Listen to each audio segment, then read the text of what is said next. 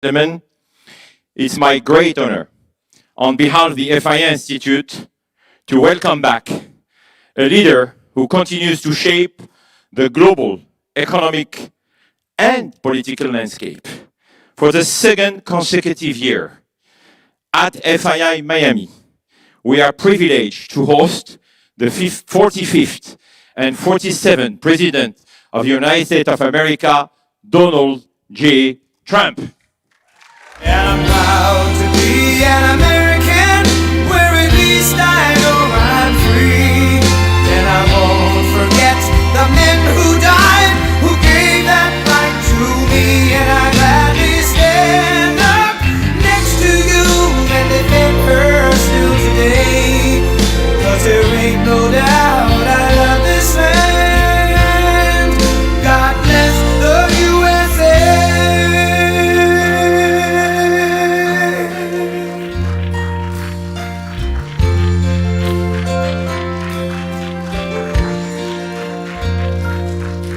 From the lakes of Minnesota to the hills of Tennessee, across the plains of Texas, from sea to shining sea, from Detroit down to Houston and New York to LA, where there's pride in every American heart, and it's time we stand and say that I'm proud to be an American, where at least I know I'm free. And I won't forget the men who died, who gave that right to me. And I gladly stand up next to you and defend her still today. 'Cause there ain't no doubt I love this land. God bless the USA.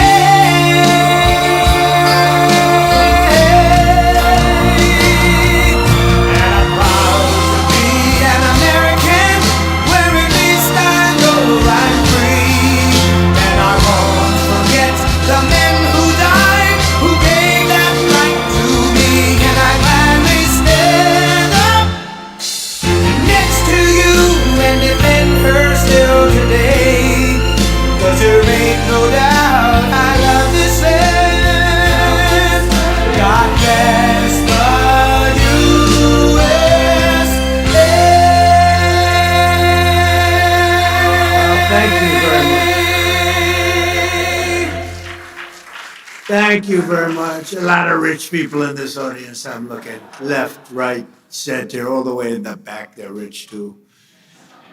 But I'm thrilled to be back with so many friends and partners, leaders and innovators here at the Future Investment Initiative.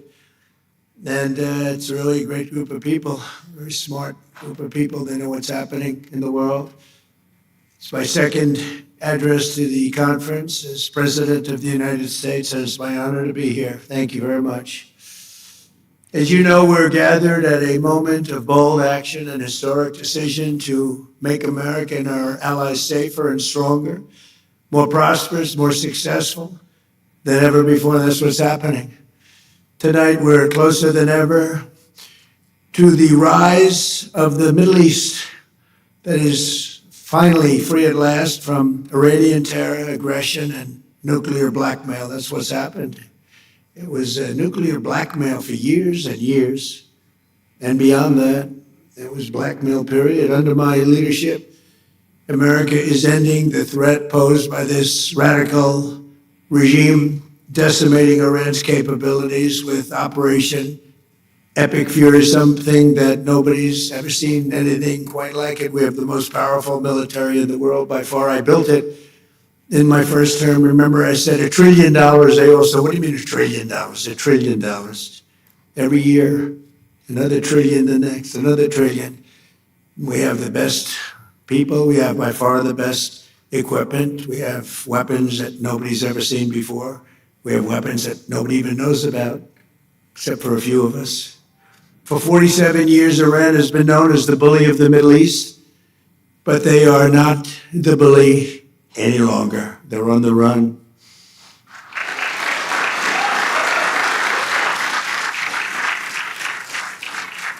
Last June, America's armed forces obliterated Iran's key nuclear facilities in one of the most spectacular military actions of all time. Nobody has ever seen anything like it. In the dead of night, no moon, 1 o'clock in the morning, we went in. It was called Operation Midnight Hammer. And every single one of those bombs hit their mark. Air shafts. They will never build an air shaft again, I promise you that. They went right down that granite mountain through air shafts. Most incredible technology you've ever seen, that a thing like that. And it was decimation, it was obliteration. One of the networks said, well, maybe it wasn't that bad. It was that bad. It turned out to be even more than we thought. But after that attack, the Iranian lunatics refused to cease their pursuit of nuclear weapons. And I have to say before that, Barack Hussein Obama, did you ever hear of him? Barack Hussein Obama, he had the Iran nuclear deal. He went to Iran, he paid him. Remember, he sent two Boeing 757 jetliners. They took the seats out and they piled it with cash, like 1.7 billion of cash. That's when I realized the president is very powerful. The presidency is a very powerful thing when you can do that. I haven't done that yet. I haven't found a reason to do that yet, but that's big. 1.7 billion in cash. You know, there wasn't a bank in DC, Virginia, or Maryland that had any money after that disaster. But they sent the cash to Iran, but more importantly, they signed an agreement, the Iran nuclear deal, which if I didn't terminate it in my first term, I terminated it almost immediately. If I didn't terminate it, they would have had a nuclear weapon long ago. They would have used it on the Middle East, Israel, and the Middle East. And you know the Middle East because when you look at all the missiles that got fired, UAE had 1,500 missiles shot at it. They didn't think they were going to have any. Saudi Arabia didn't expect to have, we have the most powerful Saudis. Oh, yes, sir, you are so powerful. But Yasser, you didn't expect any missiles going to Saudi Arabia. They didn't expect them in Qatar. They didn't expect them in Kuwait, in Bahrain. The missiles rained down on you. They were going to hit you with nuclear or whatever they had. But we stopped it. We stopped it. We stopped it with him. And then there was a big moment also in my first administration when I took out Soleimani. And a lot of people think that might have been the biggest thing of all because he was a mad genius. He was a vicious, horrible human being, but he was a great general and a great leader, if you define a leader in a certain way, very, very powerful leader. In fact, he was so powerful that I really think that the leadership of Iran was extremely happy when I took him out, but they don't say that, but nobody's going to be asking him anymore because they're not here either. But getting the termination and terminating the Iran nuclear deal that was done by Biden and Obama. I would say mostly Obama. Actually, I don't think Biden knew where he was then, too. He had no idea. If you said to him, the Iran nuclear, what's that? But there was 4 years of hell we had with this guy as our leader, I'll tell you. And then we hit him with the B-2 bomber, so we did it twice. But if they would have had a nuclear weapon, it would have been a whole big deal. And I wouldn't be here right now, and probably you guys wouldn't be too happy. You might be in an area, who knows where you would have been. But we did it twice. And I really believe we saved the Middle East. We saved not just Israel, we saved the Middle East. And it was proven by all those rockets that fired down upon you. Saudi Arabia got hit a lot. You all got hit, and nobody expected any missiles to be wasted. You would have thought they were only going at Israel. They weren't. As president of the United States, I would never allow the world's #1 state sponsor of terror to obtain a nuclear weapon. I said that for a long time. And I didn't. To defend America and our allies over the past 27 days, the U.S. Armed Forces, most powerful in the world, have been annihilating Iran's military capacity with force, precision, skill like the world has never seen. It was violence, actually, really violence. We're crushing Iran's currently as we speak. I just looked. We had another big day. We hit them. They don't know what's happening. Remember this. They lied about 3 days ago. I said, yeah, we're negotiating with Israel. We are not negotiating. they're being hit so hard, anybody would be negotiating. They are negotiating. They're begging to make a deal. They're begging to make a deal. Turned out I was right. They were negotiating, which they admitted 2 days later. And in order to make up for their misstatement, they said, we're going to send you 8 ships of oil.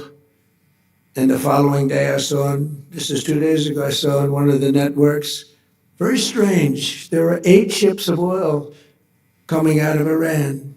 And then they actually said, we're going to add an extra 2. And they added an extra 2, so we had 10 ships. And then people realized we were actually negotiating. And we're negotiating now, and it'd be great if we could do something, but they have to open it up. They have to open up the Strait of Hormuz. Excuse me for this. I'm so sorry. Such a terrible mistake. The fake news will say, he accidentally said, no. There's no accidents with me, not too many. If there were, we'd have a major story. No, well, we had that with the Gulf of Mexico. Remember the Gulf of Mexico? And one day I said, why is it the Gulf of Mexico? We have 92% of the area around it. They have 8%, really less than 8%. But for 350 years, it was good. You know, they were there 100 years longer than us, Mexico. They're at 350, we're at 250. And I said, often asked myself, why do we call it the Gulf of Mexico? It seems like we dominate. Well, when I checked, it was more than 92%. So I announced, I wouldn't say Mexico was thrilled, but I announced that from now on, the Gulf of Mexico is going to be called the Gulf of America. And it took about 1 hour. It was done. Everybody, the president called me. She's really a nice person, too. I like her a lot. She called up. She had the most beautiful voice. She's a very elegant woman, has a beautiful, beautiful voice. She goes, President, tell me, this is not so. No, it's so. Oh, it's so. And then Google Maps changed it. We won the court case in about 1 hour, and Google Maps changed the name. And it's now the Gulf of America, which it should be, in all fairness. We're crushing Iran's weapons stockpiles, destroying their missile and drone factories at levels nobody ever thought was possible, and turning their defense industrial base into nothing. Iran's navy is gone. It's all sunk at the bottom of the Gulf and elsewhere. Did you see the attack submarine that we have went after one of their boats? It was called the Soleimani. It was the pride of their fleet, but this attack submarine goes like 60 miles an hour. I never saw anything. And it caught them in about 2 minutes. And that was the end of the Soleimani. Now, then they're 100% dead. They have 22 mine droppers. They call them mine droppers. And the mine droppers, all 22 are gone. So I guess they can drop mines, but they're going to have to take them out by a rowboat because they don't have any boats. Their Air Force is dead, totally, completely dead. It's out of business, no planes left at all. Their anti-aircraft and communications capabilities are totally dismantled and dead. And their leaders are all dead. Other than that, I think they're doing quite well. No, their leaders are dead. Their supreme leader is no longer supreme. He's dead. Son is either dead or in very bad shape because nobody's heard from him. I think he says, just keep me out of this. This is the only country where nobody wants to lead. There's nobody. Who would like to lead Iran? Please raise your hand, a big audience of just saying, who would like to be our leader? Dead silent. Nobody wants to lead. Now, we have an amazing military. We have the greatest intelligence apparatus that anybody's ever seen. We can tell you everything that's going on. We know everything that's going on. We're achieving each and every one of the military objectives I laid out less than 4 weeks ago. And we're doing it. We're really, I guess we're 2 weeks ahead of schedule. We're not into it very long. We wouldn't have thought we would have been. We knew it was going to be easy. We call it a military operation. We don't call it a war. We call it a military operation. We're very disappointed, by the way, with NATO. They didn't come to our aid. I didn't try too hard, actually, because I wanted to prove a point. I didn't sell. They probably think I'm a lousy salesman. I said, would you like to help us? To President of France, Macron, nice guy. He is a nice guy. I said, Emmanuel, would you like to help? Yes. As soon as the war's over, we will send ships. I said, no. I don't want them when the war's over. I want them before we start. And UK, our longest ally, nobody ever thought this was possible. I said to the Prime Minister, Mr. Prime Minister, we'd like you to have 2 aircraft carriers. They're little ones. They're not very good. I know they don't go fast, and I know they don't work very well, but we could probably use them maybe for helicopters. And they said, yes, we are preparing them. I said, when will they be ready? Maybe in a month or 2. Oh, great, that's wonderful. I said, are you going to help us? Yes, we're going to help you. When the war is finished, we will be there. This is NATO. And I've always said NATO's a paper tiger. And I've always said we help NATO, but they'll never help us. And if the big one ever happened, and I don't think it will, but if the big one ever happened, I guarantee you they wouldn't be there. And we learned from that. And remember what I said, because they made a big mistake. They were not there. The Chancellor of Germany, these are all friends of mine, Friedrich, the Chancellor of Germany, he said, this is not our war. We have nothing to do. Well, Ukraine's not our war, but we helped them. I wouldn't have had to help. If I were president, that war would have never happened. But we had a man of a very low IQ as president, and he had no idea what the hell it was. I was listening to him talk. I said, he's forcing an issue that's going to be trouble, and it turned out to be trouble. Last week, 28,000 soldiers died. The week before that, 32,000 soldiers died. I think we're going to get it settled, but it's a terrible thing. Worse since World War II. I settled 8 wars, and this should have been one of the easier ones, but the hatred between President Putin and President Zelensky is extreme. Never good. Hatred's a bad thing when you're trying to settle a war. I want to thank the entire kingdom of Saudi Arabia. Been very helpful, unlike NATO. Saudi Arabia fought, Qatar fought, UAE fought, Bahrain fought, and Kuwait fought, even though they shot down 3 of our planes with the finest missiles. We could have done without that. They didn't know they were our planes. They wasted 3 great Patriot missiles, and you have to say there's nothing like these Patriots. We had an attack of 101 a few days ago. 101 missiles shot at a very valuable thing that we had floating underwater, namely an aircraft carrier, biggest in the world. And they were shot, 101, going 2,500 miles an hour. And out of the 101 missiles shot, 101 missiles were shot down and spread out all over the sea. Pretty amazing. That's called incredible technology, right, Steve? That's called great technology. Think of it, 101 missiles going 2,500 miles an hour. You don't have a lot of time. And these aren't necessarily weightlifting shoulders. These are very smart people doing that. And I watched their performance. Missiles launched. It's almost like they're bored by it. They have like 9 seconds. Head of FIFA, the most powerful man in sports, Johnny, you never choked, right? These guys can't choke, but they're very smart, high IQs. We need high IQs. We have too many low IQ people. But what happened is, you have to see it, it's very cool. Missiles launched, missiles launching. They're launching, okay, we're ready. 101 missiles coming at them. All right, we have to have like 11 seconds to make a determination. Then at 7 seconds, fire. It's the most unbelievable thing. Fire, boom. One at a time, just knocked them out like they were nothing. Genius, it's like unbelievable. I mean, to think and we have the technology nobody has. Look at what happened in Venezuela. They had other equipment, not ours. They made the mistake of using other equipment. Didn't work too well. And Venezuela took 45 minutes. It was a 45-minute war. This one's bigger. It's a bigger country, a lot more powerful. It's a lot more powerful.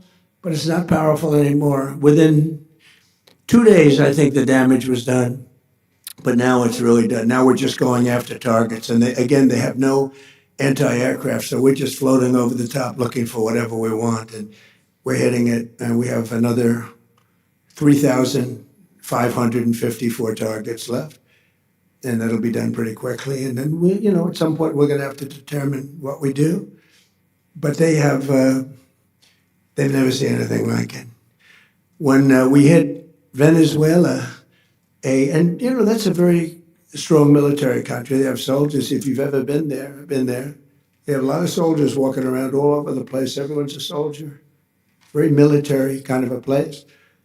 And there was a general, professional general, really good.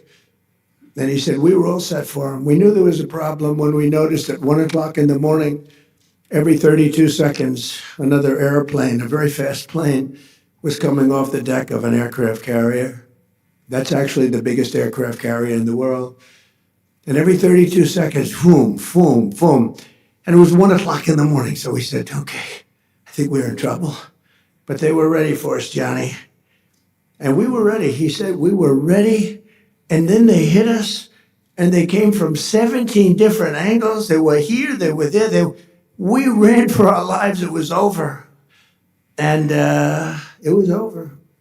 And then we took this guy who was a very bad guy, and within literally minutes, he was in the back of a helicopter in a house that was in a big military base with thousands and thousands of soldiers. The house was all steel, with steel doors, steel everything. They had the small steel doors, the big storage. We were equipped for anything. Even the big one would have been opened within 30 seconds. They walked in with blow torches. And within minutes, he was out of the house, being thrown into the helicopter, sailing away, and the soldiers just looked. Bye. Enjoy your trip, sir. It was amazing. It was but this is more amazing what's happening now, because we took a very strong country. I could see that Yasser, the problem you would have had. I mean, this was not a weak country. This was a strong country. They had over 10,000 missiles that they accumulated since October 2nd, if you think. Since the B-2s, they accumulated them in a matter of months, 6 months. But they had well over 10,000. They had rocket launchers. Rocket launchers are more important than the rockets, because you take a rocket launcher out, that's the end of that. People think you can take those big rockets and throw them out your window, like when you were a child with the paper airplanes. You said, it doesn't work that way. You need those launchers, and we knocked out 97% of the launchers. That's why you may be attacked, but you're not being attacked with very heavy numbers of missiles like at the beginning. But in particular, I want to thank my friend, the Crown Prince Mohammed, who is a fantastic man and a great friend of mine, and a friend of all of yours, I think.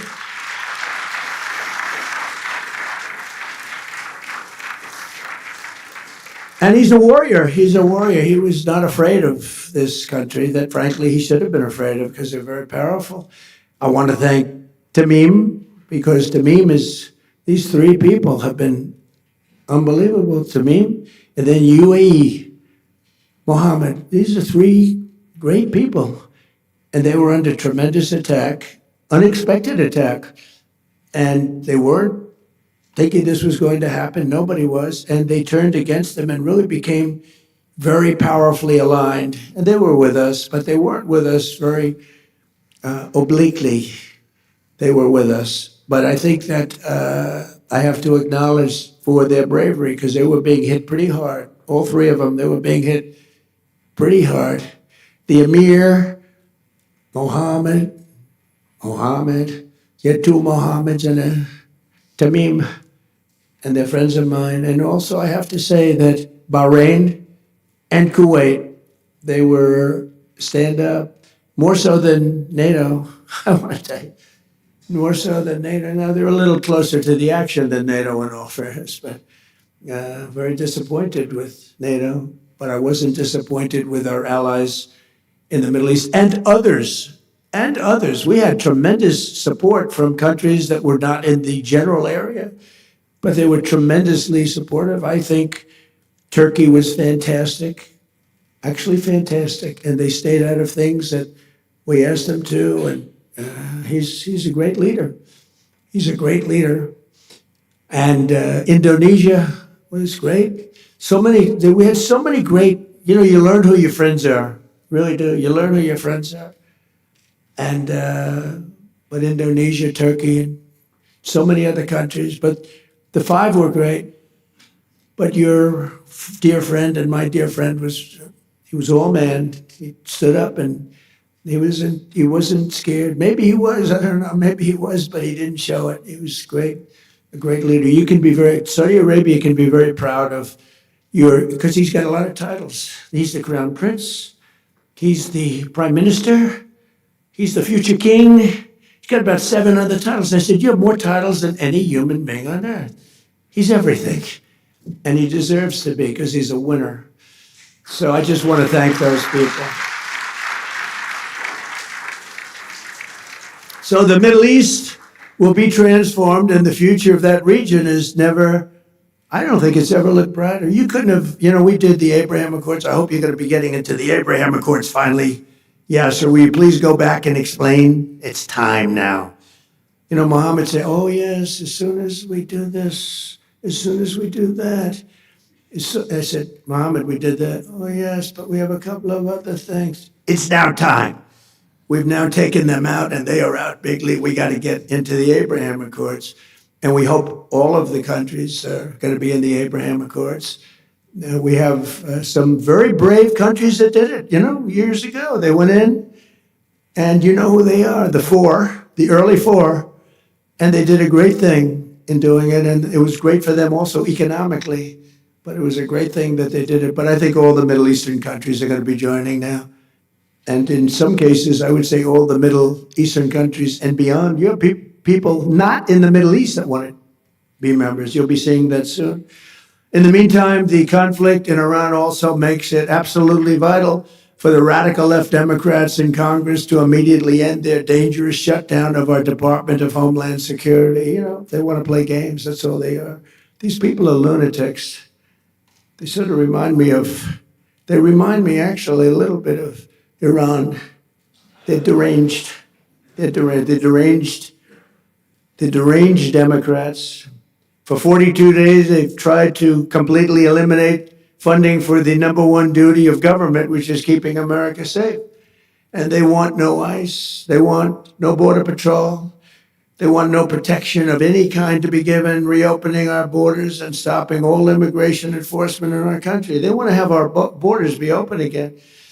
We took in 25 million people. We've gotten a lot of them out. Tremendous numbers of people that should never have been here. Over 4 long years before my election, these same radical, lunatic Democrats let 25 million people pour across our borders like they were nothing, like they were non-existent. These people were totally unvetted, unchecked, including murderers, drug dealers, gang members, vicious criminals, even the criminally insane. In 2024, the American people voted in a landslide to stop the invasion of our country. And I won all 7 swing states by millions and millions of votes. We won the Electoral College by a massive number. We won the popular vote, millions and vote, just millions. This was a big election. I loved every minute of it.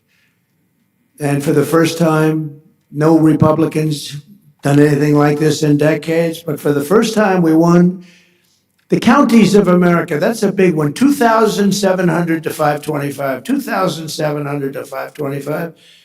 87% of the vote. We won 87% of the counties. In other words, it was a mandate like our country has not seen in many decades. It was a mandate for an ideology, which is an ideology basically of common sense. We want strong borders. We want a powerful military. We want good education. We want to have homes for people and low interest rates and no inflation. And right now, my polls are better than they've ever been before. I heard the other day, I think that he's losing the MAGA base. I said, really? Because of the war. See, I get into a war. Of course, they call it a war. I call it a military conflict. But there's a legal reason for that. But you get into a war or a military operation or conflict for you, and then they say, my base. I said, no. MAGA is stronger than ever because MAGAs make America great again. But my MAGA people, which is the greatest phrase in the history of politics, it's the most important movement by far, probably in the history of the world. I mean, there's never been anything like this. And in fact, just a few days ago, you have to understand, the fake news right back, oh, that's a lot of fake news. Yeah, so you brought a lot of fake news with you. They must know you're going to make a speech at some point because look at But what happened is the fake news was saying, he may, they hope. It's like, oh, we got to get rid of this guy. They say, he may be losing his MAGA base. And that would be maybe the end of him. And then I happened to be watching CNN, which is terrible. They treat me terribly. In fact, just a few days ago, CNN had a poll that had me at 100% of MAGA voters. They said they've never seen anything like that. Can you put that up? I actually said if you could put it up. Do you have the technology to put it up? Go ahead, give it a shot. Sometimes you look at the polling data and there are numbers that just jump off the screen at you, and this is one of those. Because just take a look here. MAGA GOP view of Trump. Approve 100%. 100%. If you are a member of MAGA and the GOP, you approve of Donald John Trump. 0% say that they disapprove. You don't have to be a mathematical genius to know you can't go higher than 100%. He is the 1972 Miami Dolphins. Good technology, thank you. I figured you'd have good tech. I said, I wonder if they could put that poll up. We just did it 2 minutes ago. No, but I was watching this and I'm hearing them saying, could he be losing the MAGA base? I don't think so. You know why? Because MAGA wants to win, number one. Number two, they want our country protected. They don't want another country out there that's hostile and crazy to have a nuclear weapon.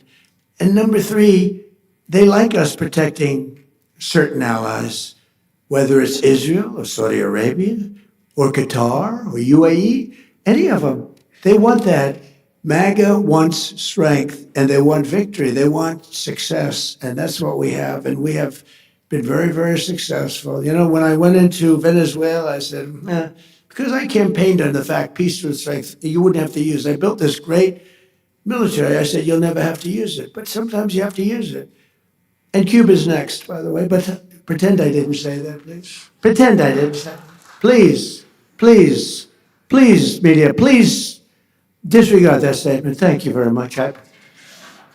Cuba's next. So despite the radical left Democrat shutdown, we will continue to defend the sovereign borders of the United States of America and will defend our allies. And your ally, you didn't know they were that tough, did you? You didn't know. They were pretty tough, Iran. Not tough anymore. Now we'll continue to deport dangerous criminal aliens from our country. Just days ago, an 18-year-old girl in Chicago named Sheridan Gorman was gunned down by a savage criminal alien led in by Sleepy Joe Biden and released in a Democrat sanctuary city. He was an animal. The same month, an 83-year-old veteran, highly regarded person was shoved onto the subway tracks and murdered by an illegal alien with a long criminal history in New York City. These are vicious criminal thugs, disgusting human beings that Democrats have defunded our airports to protect. They want our airports to be defunded so that these people can come into our country. Not going to happen. We're not going to have it.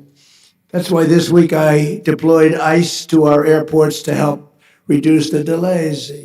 People there are doing a great job, but they didn't want to pay them. The Democrats didn't want to pay them. And a short time ago, I also ordered emergency funding to resume paying the TSA agents immediately. They're getting paid.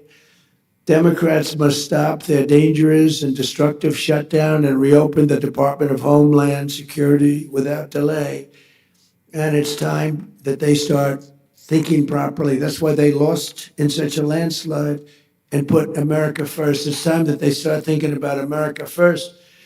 And we're honored to be joined tonight by many distinguished guests from around the world, including FII Institute Chairman Yasser Al-Romayan. Where are you, Yasser? Come here, stand up. Yes, yes, please. What a nice name. What a nice name. And his son, Faisal. And by the way, I know him really well, but I've never heard his last name. So I'm saying, who the hell is Yasser? I know Yasser. I said, who the hell is that guy? But I know him by Yasser, right? I didn't know if it was your first name or your last name. All I know is he's got a lot of power. All I know is he's got a lot of cash. And he's another great leader, actually, and he's a good friend of mine. So nice to be with you, and nice to be with your son. Son's beautiful. Saudi Minister of Finance, Mohammed Al-Jadaan. Thank you very much. Thank you very much. Nice to see you again. Good job. I mean, if you want to be a Minister of Finance, Saudi Arabia is a good place to do it, right? You don't have any dearth. There's no dearth of funds. Most places, they say, where are we going to get the money? How about a tax increase? Minister of State, Mohammed Al-Sheikh. Mohammed? Thank you very much. Great honor. Chairman of the Saudi Esports Federation, His Royal Highness Prince Faisal. And of course, please. Thank you. And of course, the kingdom's wonderful ambassador to the United States, Her Royal Highness Princess Rima, who's great.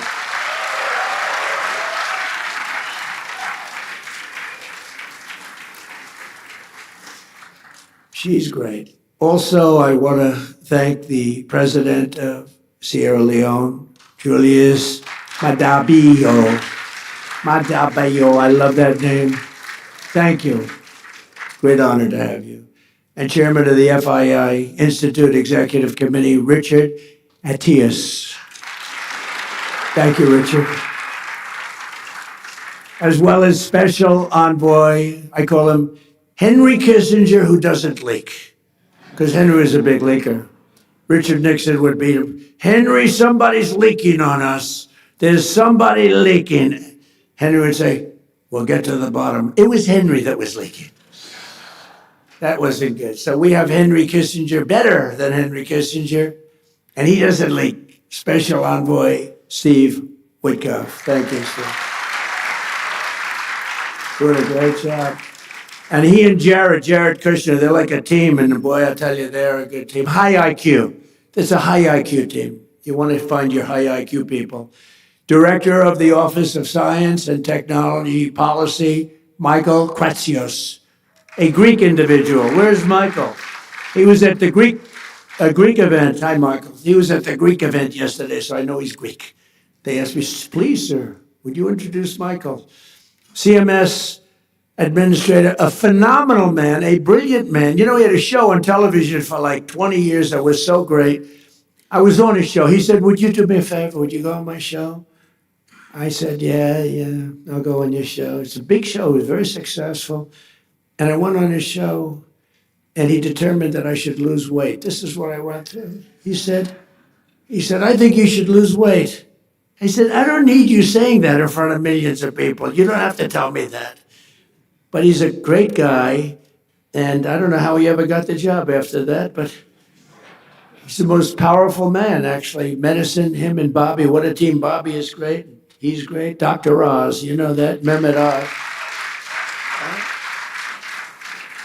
And they're coming up with things that are amazing, a little out of the box, but the out of the box guys are really finding things that are amazing. Autism, that's so important to us. We want to find out, why is it happening in such large numbers all over the world, but why is it happening in our country all over the world? And you're coming up with some pretty impressive studies and answers. A really good friend of mine, the president of FIFA, Gianni Infantino, and Johnny is great. When I didn't get the Nobel Peace Prize, you got to understand, I don't care. Norway has lost so credible. I stopped 8 wars. I even stopped India and Pakistan. And they were going at it for a week. They had 9 planes already shot down. They were in a war. I stopped them. You know how I stopped them? I said, if you keep fighting, I'm going to put a 250% tariff on each one. No, you cannot do that. I said, I'm doing it. All right, we won't fight anymore. That's how I stopped them. I used tariffs to stop. You ever hear of anything like that? It was too much for them to bear. But they were going to be in a war. And the prime minister, actually a great guy, the prime minister of Pakistan said President Trump saved 30 to 50 million people to nuclear countries would have happened. And I figured, if I don't get the Nobel Prize for Peace, nobody will ever get it. I didn't get it. I'm not surprised. I didn't get it. And the person that got it was shocked. She's a wonderful woman, too, by the way. And she said, no, I don't deserve it. President Trump does. Nobody deserves it. Nobody ever does. I stopped 8 wars, Yasser. Do you know what that is? 8 wars. You didn't stop 8 wars. You started 8 wars, Yasser. I stopped 8 wars. But it was a little early because, in all fairness, it was for the year before, right? It was for 24. But still, you thought they would have made an exception. But they didn't do that. You watch what happens. But it was sort of amazing. So she was so nice, and she actually came to the White House, and she presented me with her award. She's a wonderful woman. But stopping wars is my, it's the best. I think I do it the best. I stopped wars that nobody thought. President Putin called me. He said, I can't believe you stopped this one and this one, which are impossible. Azerbaijan, it was an impossible war to stop. We stopped it.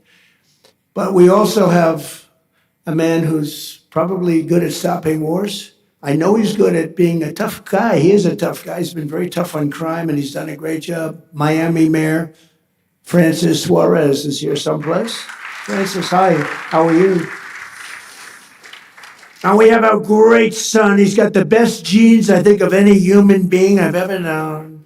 He's my son, Don Trump. Don. He's a great guy. And his fiancée, Bettina. Good, Bettina, good. No, my son's got the greatest genes in history. I'm a big believer in genes, by the way, I will tell you. My daughter, Tiffany, and her husband, Michael. My beautiful daughter. Great. And they have a new child, the most beautiful guy we've seen, right? Blows us all away, right? He's great. Thank you for being here. And countless other business leaders. We have so many friends of mine here, so many business leaders, but we can't go on because we have a couple of moments more to discuss the world and the economy. Over the past 14 months, the Trump administration has achieved perhaps the most dramatic one-year turnaround of any nation in all of history. A short time ago, a man that we just discussed, the king, the future king of Saudi Arabia, and I also love the king of Saudi Arabia. What a man he is. When I was there, we bonded. He would grab me to get up. He was a little frail at the time, and this was a long time ago, and he's still doing well. And he'd grab my arm to get up when I was sitting next to him. And they said that's the only time he's ever grabbed anybody. He would grab me all the time. And I said, I think he likes me. And he did like me, and he still likes me, and he's a great man, and say hello to him. He's a great guy with a great son. But a short time ago, we were together, and he looked at me, and he said, you know, it's amazing. 1 year ago, you were a dead country. Now you're the hottest country anywhere in the world. He didn't think this was going to happen. He didn't think he'd be kissing my ass. He really didn't. He thought he'd be just another American president that was a loser, where the country was going downhill. But now he has to be nice to me. You tell him he better be nice to me. He's got to be. But it was really something. He said, you know, it's amazing, President, because he's a very smart, but a regular kind of a guy. He said, you know, it's amazing, President. A year ago, in that case, it was a year and a half. It was 6 months ago. But a year ago, you were a dead country. Now you're literally the hottest country anywhere in the world. And that was before we beat the hell out of Iran. You know, now I think he's got to say even better. I think we have to up it. But he's fantastic. And everything we do, we're working to make America the #1 place on earth to do business. We passed the largest tax cuts in American history, including no tax on tips, no tax on overtime, no tax on Social Security for our great seniors. We provided 100% expensing and bonus depreciation so that anyone who wants to build a factory can deduct the entire cost of equipment and the entire factory in the first year. That used to take 38 years to do. You'd take it little drips. Now it's done. And you know, a lot of people remember that my first 4 years was the most successful time we've ever had financially in the history of our country. We had an unbelievable success, but this is much better. And by the way, when this war ends, it's going to be like a rocket ship. I thought we were going to go down more, and I thought oil prices were going to go up higher than they are now. It's not finished yet. I'm not saying it's sort of finished, but it's not finished. It's got to be finished. And I thought that we would see a bigger drop in stock. Hasn't been that bad. You know, it's sort of crazy. I hit 50,000 on the Dow. People said that wouldn't be possible within 4 years. I did it in 1 year. And then we hit 7,000 on the S&P. People said that's even harder than hitting 50,000 on the Dow. And I did that in less than 1 year. Toward the end of the year, both of them, we broke every record, every stock record we broke. And you're big beneficiaries because so many of you invest in the United States and keep doing it because it's going to be a rocket ship. You watch. But then I said, all right, do I have to do this? We have a country that's sick and demented, and they have a nuclear weapon or they want to have one. They were very close to getting it. Remember, they were 2 weeks away. They were 2 weeks away. If we didn't hit that, I call it the nuclear dust. I use the term nuclear dust. If we didn't knock the hell out of them, they would have had a nuclear weapon within 2 to 4 weeks, and they would have used it on you and on Israel and on everyone else. And I said, we really do have to stop and go on a little different journey for a little while and take them out and then go back to life. And that's what we did. And we did it violently. We did it powerfully. We did it with the respect of the world. And we helped a lot of allies. And we learned about other allies. We learned that other allies weren't there. We didn't need them, but they weren't there if we did need them. And that's going to be very costly for them. The stock market has set 53 all-time record highs since the election, adding $9 trillion in value to America's savings and retirement accounts and 401ks. Everybody's benefiting by this. And more Americans are working today than at any time in the history of our country. At any time. To me, that's the number one stat. More Americans are working today, by far, than at any time in the history of our country. And in 14 months, we've lifted 3.3 million Americans off of food stamps. That's a record. And Biden and his allies wrecked our country. They wreaked havoc on our economy, and they gave us the worst inflation in American history. Under Trump, during the last 3 months of 2025, we got core inflation down to 1.6%. And right now, the average tax refund for filers, because of the great big beautiful bill, has been close to $5,000. It's a lot of money for a family. And this, you know, when I'm talking to Saudi Arabia and I'm talking about $5,000, they look at me, 5,000? That's like a penny, right, David? That's like a penny. Saudi Arabia is not into $5,000, but it's Saudi Arabia. I just want to ask, are the Saudis impressed by the fact that a family has saved $5,000? I know they're looking like, what the hell is 5,000? Their shoes cost them more than 5,000. But that's the way it goes. We're talking about human. We're talking about the real world. In his entire term, Joe Biden, I have 2 terms for him, Crooked Joe and Sleepy Joe. It's always been pretty, you know, I do sometimes a poll, which is a more accurate term, sleepy or crooked, pretty much even. I like sleepy. In his entire term, Sleepy Joe Biden got less than $1 trillion of new investment in the United States, a lot less. And in our first 11 months, 12th month is coming, it's going to be big, we did $18 trillion. Think of it, less than $1 trillion for 4 years. In 11 months, we did $18 trillion. And we have factories being built all over the country at a level that's never been seen before. And a lot of that has to do with the fact that I allow these plants and everything to build their own electricity. Well, we need big electricity. They're all building their own electricity. But a lot of it has to do with the tax bill. A lot of them, because it's really the biggest tax reduction bill in history, the great big beautiful bill. And a lot of it has to do with the 1-year deductibility where you build a plant and you take the whole thing as a deduction.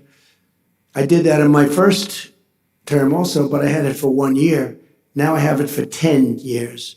So it's pretty amazing, and it's pretty amazing what we're seeing. But it all started with our historic visit to the Kingdom of Saudi Arabia. My first visit was to the future king. And on that first foreign trip of my presidency last May, the Crown Prince announced that Saudi Arabia would be investing an incredible almost $1 trillion in the United States, which he later increased. As just a few examples of these new partnerships, Oracle will be building a $14 billion worth of cloud computing and AI infrastructure in the kingdom. I didn't know that, David. We have to talk to your father about that. Why isn't he doing it here, David? I'm very upset with you. And by the way, David has done a very good job. David Ellis said he just had a very big win. And your father's very proud of you because your father said, that's a tough one.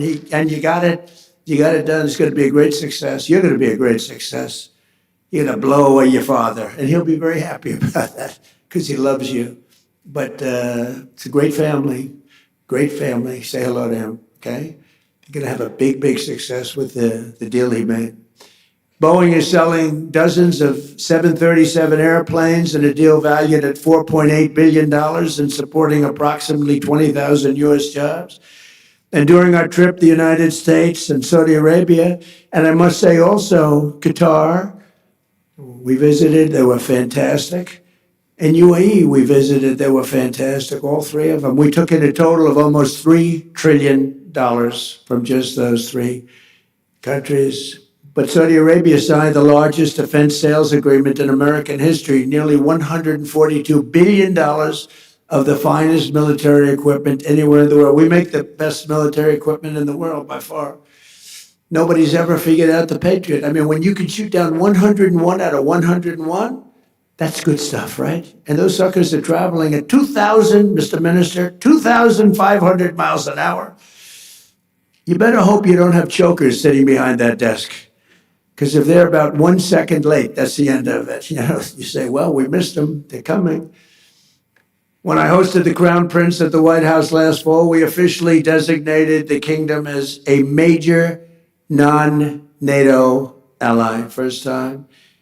And for the very first time, we agreed to sell Saudi Arabia perhaps the most capable fighter jet ever built, the F-35. The F-35 is amazing. And we sell them very sparingly. We don't want other people to have them.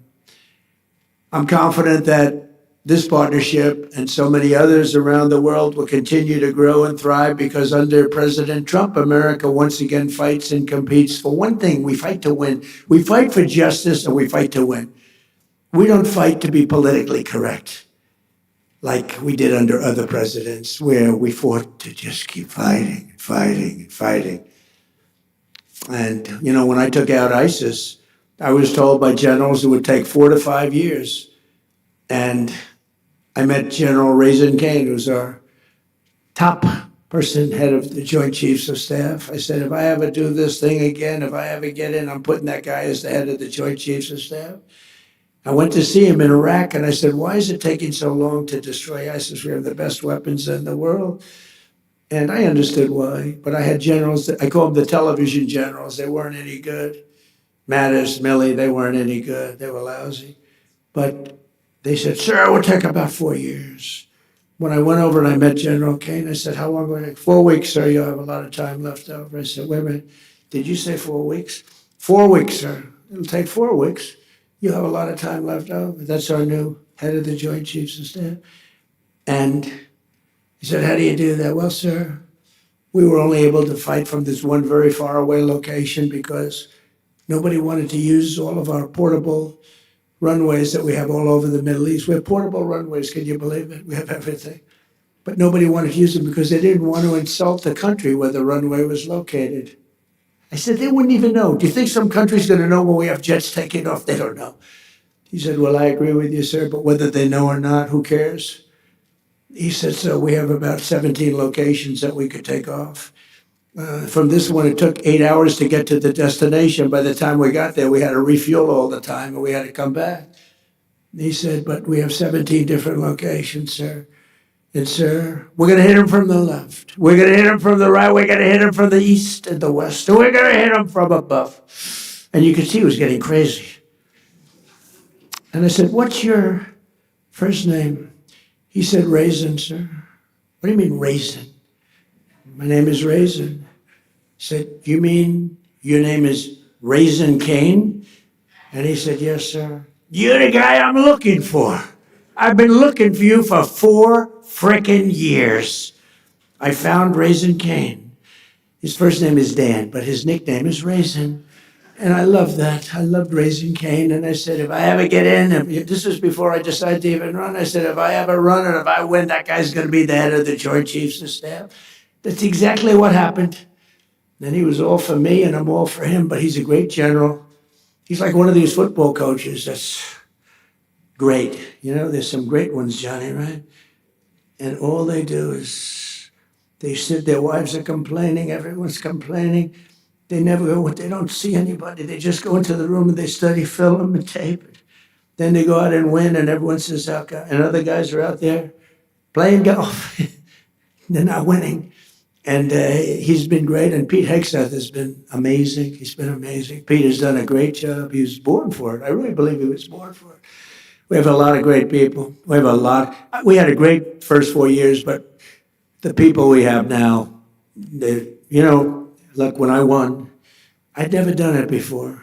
I ran, everyone thought I was doing it for fun. Even Steve Witkoff, he said, you're doing it for fun, right? No, I guess, I don't know. I didn't know what I was doing it for, maybe.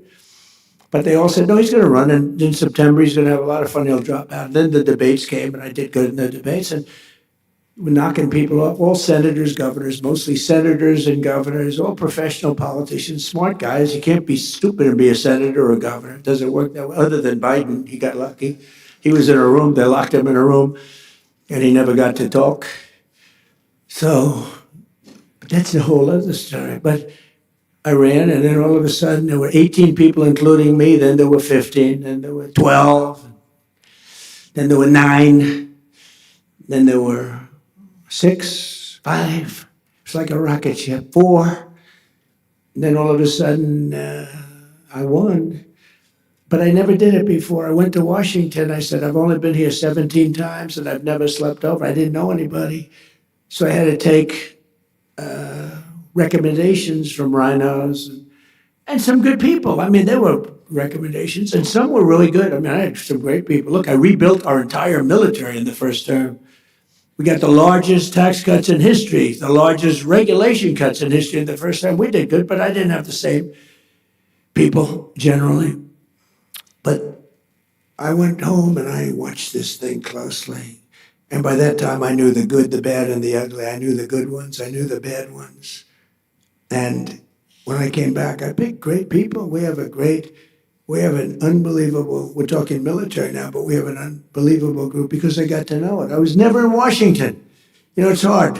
I never ran for class president. All of a sudden, ladies and gentlemen, your next president of the United States is Donald Trump. I said, really? I never did this before. Johnny, I said, how the hell did this happen, right? But it did happen, and we had a great first term. But the second term is blowing it away, to be honest with you. It's really blowing it away. And when we decide to leave, regime change, I guess we change the regime. The regime gets blown up every 2 days. No, everybody's afraid to announce who's the head. We don't even know who the hell the leader is. So I think we have regime change already. But we're going to be, at some point, we'll be leaving. And I think you're going to see a rocket ship because we won't have that dark cloud hanging over our heads, Steve, right? That we did before, which was a nuclear-armed, sick country of Iran. Because it might have affected your country, Saudi Arabia and the others, and it certainly affected Israel more than anybody, the hatred they have for Israel, but it also affected us because with modern day equipment, they can fly. And how about the fact that they flew a missile 2,700 miles the other day? They didn't say they had that. Nobody knew they had that. Went 2,700 miles. So we learned a lot, but we're determined to have the best technology, the brightest minds, the greatest businesses, and the strongest economic and security partnerships of any nation, anywhere in the world. And for this reason, we're also committed to ensuring the United States remains number one in artificial intelligence. We're doing great. We're leading China by a lot.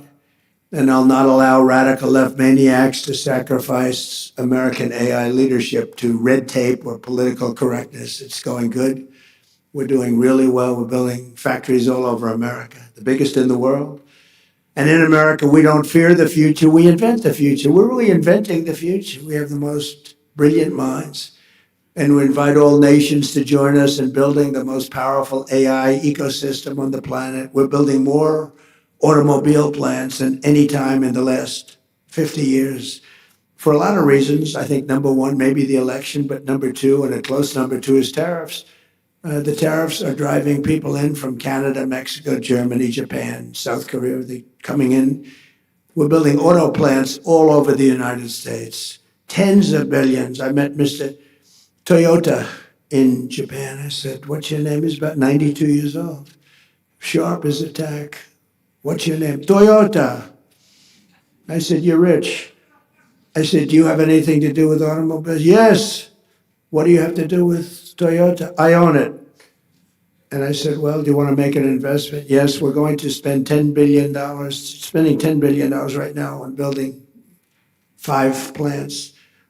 Everybody is. They're all coming into America. We're going to be hotter than we were 70 years ago when we dominated the automobile. We made all of the cars. My administration has also worked tirelessly to ensure that America remains at the bleeding edge of crypto revolution. We're really doing great. And if we're not going to do it, then China is going to take it over. They want to do it. We're going to be the undisputed crypto capital and Bitcoin superpower of the world. Bitcoin's very powerful. It's all becoming powerful. So many people now, they want to pay you in crypto. They want to pay you in Bitcoin. And we have to be at the top of it in all of these, call it an industry. Last year, I signed the landmark Genius Act into law, creating a clear and simple framework for dollar-backed stablecoins. And this was a historic achievement, and I'll not allow Democrats and their big bank donors, although they've had a lot of support for crypto. They will say that. The Democrats have been very strong on crypto. They want to see it too, which is shocking if you want to know the truth. But we don't want any pointless regulations or needless restrictions. We want to have free enterprise, open. America became the world financial capital because we were the strongest and the freest nation on earth, and the Trump administration's going to keep it that way. We're very open. And I tell people, if you have problems, call me. And some of them are amazed. I actually take their call and get their problem solved. For 4 long years, our country was pushed to the brink of destruction by radicals and thugs and stupid people who punished success, pillaged our economy, dismantled our borders, and surrendered our strength. But today, all of that is behind us. Our country is prospering again, I think, like never before. I would say, it's amazing. I knew I'd do it. I didn't know I was going to do it. I had no idea it was going to be this fast. But you never know. I had no idea I'd be going into Iran. I didn't think we'd have to do that. But it turned out we did, because they became more and more radicalized and more threatening. Our economy is booming again, and America is respected again all over the world, perhaps like never before. With the help of business leaders, innovators, allies, and partners like those in this room, incredible people in this room, incredible success stories, the most successful people in the world. We'll seize every opportunity, overcome every challenge, defeat every threat, and America and our allies will thrive and prosper and win like no nations have ever won before. You're going to win like you've never had before. So I want to just thank everybody very much, and I'm asked to take a few questions. And unlike other politicians, they would like the questions screened. I don't ask for screening of the questions. You can ask me anything you want. You can talk sex. You can do whatever the hell you want. I'm here for you. Whatever question you want, you can ask. So do you want to do that? Do we have some people handling this? Here he comes. Look at this man. Very powerful man coming up, ladies and gentlemen. We'll take some questions. Good.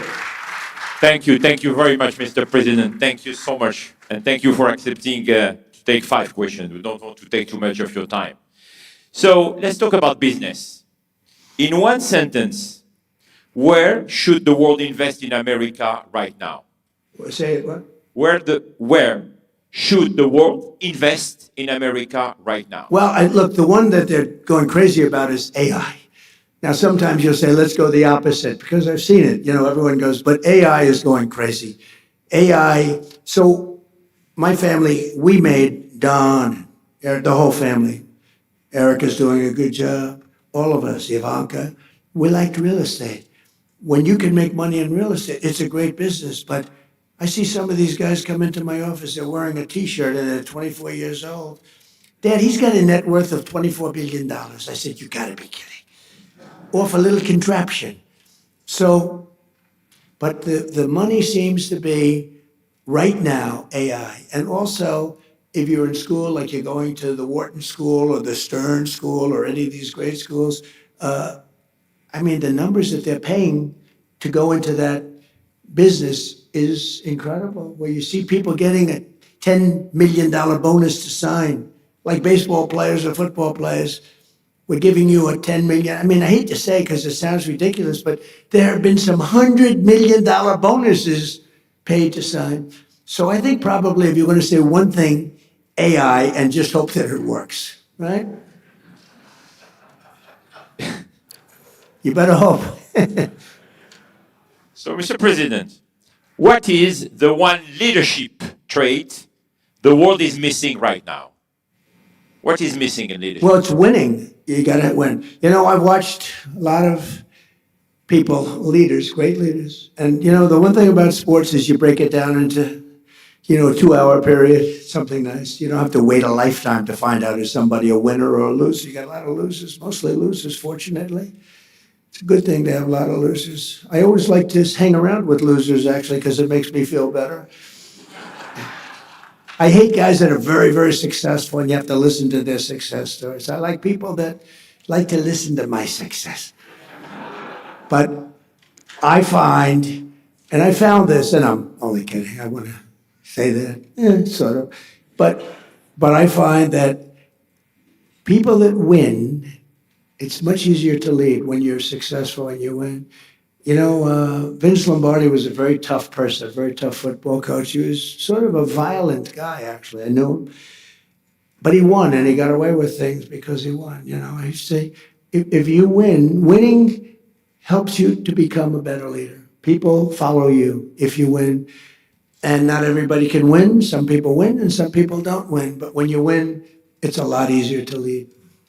Talking about winning, Mr. President, the world is entering in a new economic era. Who do you think are the winners and who do you think will be the losers?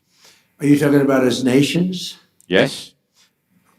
Well, or sectors? The United States right now is the hottest country anywhere in the world, by far. And we've done it very quickly because we have a good system. Now, it's somewhat radicalized because the Democrats are really holding us back, and you better hope they don't get in because they'll destroy a lot of what we've built. But right now, the United States, as the king, future king of Saudi Arabia said, we're the hottest country anywhere in the world. I must say, I respect China greatly because it's amazing that with a system that in theory shouldn't work, you know, we go to school and we go to the best business schools and we do well in those schools. And we read about free entrepreneurship and we read about all of these different things. But you look at China, how well they do, how well they manufacture. I mean, they manufacture cars so many that they actually have a contest for who can manufacture the least cars because they have so many cars. You have to have great respect for China for the job they do. Like them or not like them, you have to respect them. So precisely, you will be going to China in May. Yes, I'll be going. We had a meeting and I called up President Xi. I get along really well with him. He even approved the TikTok deal. He said, I will not approve that deal to other people, not to me. And I thought it was good if we could keep it going. I like it because I'm the #1 person on TikTok. Can you believe it? I put a chart up there, another chart. You want to put another chart up? Like we did with fake news CNN. I said, you know, let's see what happens. So we got a group of very big investors, the biggest investors, and they really wanted to buy TikTok. And I did very well in TikTok in the election. I won the youth. I did tremendously well with youth because of TikTok and other things, certain interviews, etc. But I did very well. And I sort of developed a liking for it. And I was told that it will never be approved by China. You had to get approval.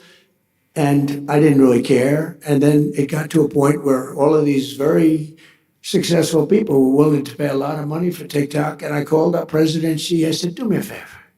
Will you approve, please? It's good. It's good for China, good for us, good for everybody. Would you do me a favor? I know you said it was a hard no. And I said, I know you said no to everybody, but you haven't said no to me. Would you do me a favor?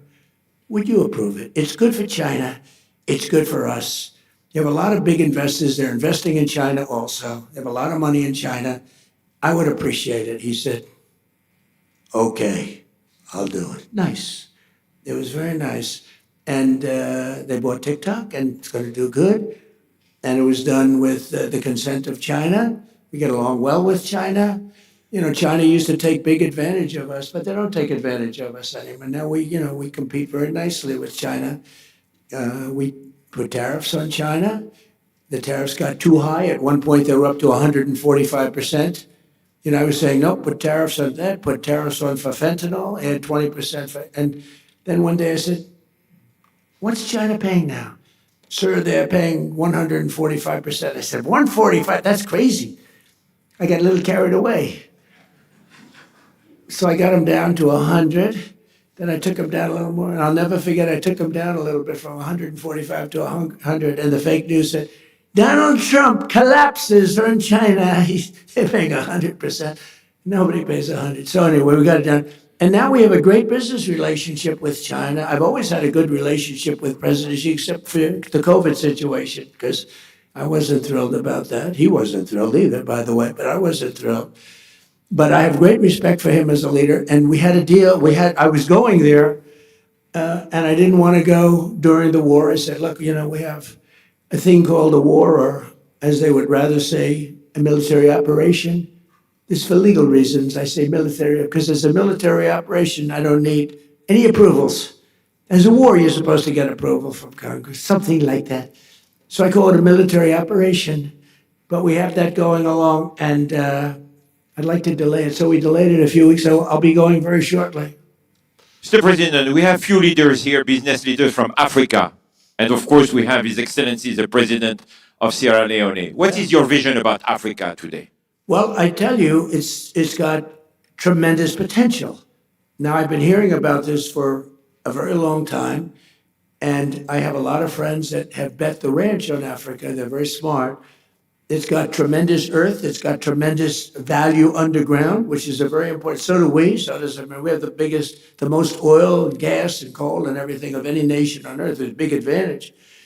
But Africa has tremendous value in its land, and if they can unify and get together, I think it's got tremendous potential. I have a lot of very smart friends that they're putting everything into Africa. What do you think, Mr. President, is today the biggest mistake that leaders are making right now? Not sticking together. I think that NATO made a terrible mistake when they wouldn't send a small amount of military armament, when they wouldn't send just even acknowledge what we were doing for the world and taking on Iran. I never considered it very risky, but war is always risk. A lot of strange things happen in war that are very bad, but I didn't consider it. I know how great we're the greatest military by far. Anywhere there was nobody close. I didn't think there was a big risk, but there's always surprises with war. They can be very bad surprises. I mean, wars are lost that should be won. Many wars are lost. You think a country is going to wipe somebody out, and they end up getting wiped out themselves. So it's always risky. But I think a tremendous mistake was when NATO just wasn't there. They just weren't there. It's going to make a lot of money for the United States because we spend hundreds of billions of dollars a year on NATO, hundreds protecting them. And we would have always been there for them, but now based on their actions, I guess we don't have to be, do we? Mr. President. That sounds like a breaking story, yes, sir? Is that breaking news? I think we just have breaking news. But that's the fact. I've been saying that. Why would we be there for them if they're not there for us? They weren't there for us. If you had one bet on the future, what would it be?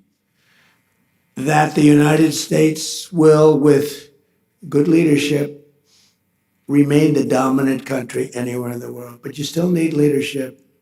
I mean, look at the last 4 years were so bad with the bad leader. You need leadership.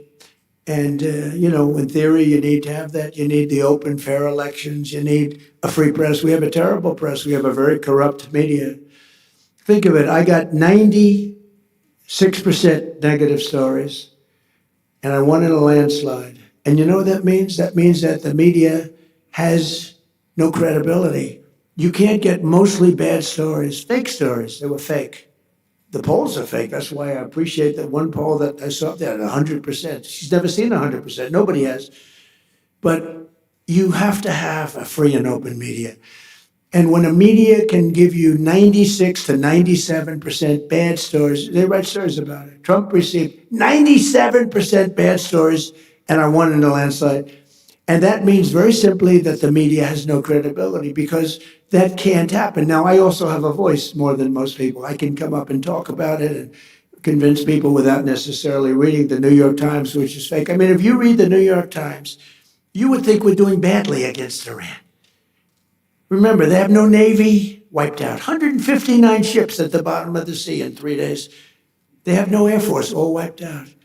They have very few missiles left. Their drones are at a minimum. Their factories are gone. Their leaders are gone. The leaders are all dead. They're all dead. Nobody ever heard of the people that are left. And if you read the Times, you think we're doing poorly. It's almost treasonous, I have to be honest. It's almost treasonous. But fortunately, we have other media that's fair and honest and honorable. And you have to go out and do some of your own talking, because nobody else will. You know the expression? I have to sell myself because nobody else will. My last question, Mr. President, is the same question I asked you last year. What do you want your legacy to be? Well, I'll tell you what. So I told you that I settled 8 wars. That means millions and millions of people. And some of those wars were going on. One was 34 years, one was 32 years, one was 29 years, one was 22 years. There were long-term wars and a lot of people being killed every year. So I've saved millions and millions of people. And I mean, I know it doesn't sound right for me to say this, but I'd love my legacy to be made as a great peacemaker, because I really believe I'm a peacemaker. It doesn't seem it right now, but I think I'm a peacemaker. Okay? Ladies and gentlemen, Mr. President of the United States of America, Donald J. Trump. Thank you.